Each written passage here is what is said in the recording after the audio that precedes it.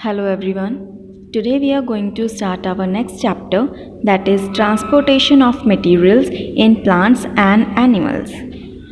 To stay alive, all living organisms need to transport materials like food, water, and oxygen to the various parts of the body. Like food and oxygen are transported to the all cells in the body for respiration and growth, and the waste products are transported from the cells to the organs that excrete them. So there are various methods by which materials are transported in plants and animals.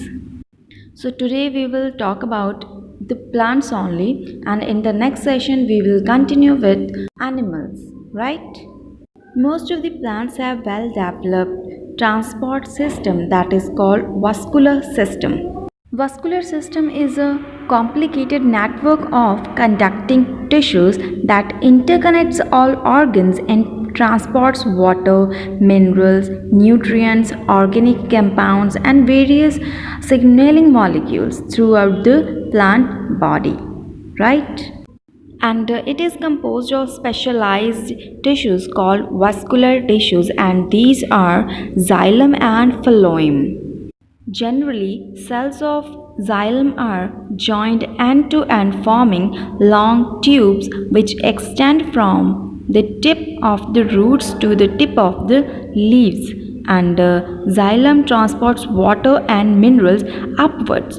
So, xylem are unidirectional. And phloem cells also form long tubes of transportation of food from the leaves to the other parts of the plant, and this is bidirectional. That means it comes down and even goes upwards. Let's learn how this transportation occurs. Water and mineral salts dissolved in water enter the plant through the thin root hair present in the roots. Root hairs are outgrowths from the layer of outer cells of the root, and the root hair increases the surface area of the root for the absorption of water and mineral salts, and afterwards water and dissolved minerals are absorbed by the roots from the same soil by the process of osmosis. And osmosis is the process of diffusion of water molecules across a semi-permeable membrane from a higher to lower concentration, right? And then water is absorbed by the roots from the soil in the same way. The root hair in close contact with the water in the soil. The concentration of water molecules is greater outside the root hair than the inside, and this is how they seem like swell. So, water moves into the root hair by osmosis. It then passes through the root tissues to the xylem in the root. And their root cells, they absorb water and mineral salts continuously from the soil, and this produces a force that pushes the water upwards, and after then the evaporation of water from the leaf surface also produces a pulling force that causes the water to move upwards. Basically, it happens cause of transpiration. So as we know very well that the transpiration is a process of removing of water vapors from the leaves, and this process occurs with the photosynthesis process simultaneously. So, and then the transportation of water and dissolved mineral salts from the root to the stem, leaves, flowers, and other parts of the plant takes place through the xylem. The upward movement of sap that contains water and minerals is called ascent of sap. So sap is just the liquid that contains water and minerals. So this is how water and minerals move transport in the plant body. Now we are going to talk about the transportation of food which occurs in the phloem. So let's see.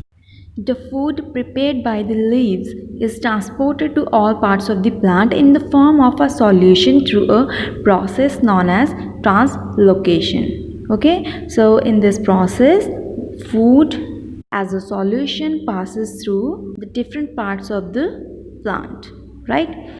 So translocation takes place through the phloem tissue, okay, and this is bidirectional. Like food can move through the phloem in the upward as well as in the downward direction. Now let's learn more about transpiration. Large quantities of water are absorbed by a process for photosynthesis. All this water is not used by the plant, and the excess water escapes in the form of water vapor mainly through the stomata present in the leaves. The process of losing water in the form of water vapor from a plant is known as transpiration. Generally, transpiration of water from leaves creates a suction pull which pulls water up. And if water is lost through transpiration more quickly than it is absorbed by the root hairs, the plant cells will lose water and the leaves, stem, and flowers will droop. And this process is known as wilting. So here our today's work completes. In the next video we will continue with animals transportation. Okay.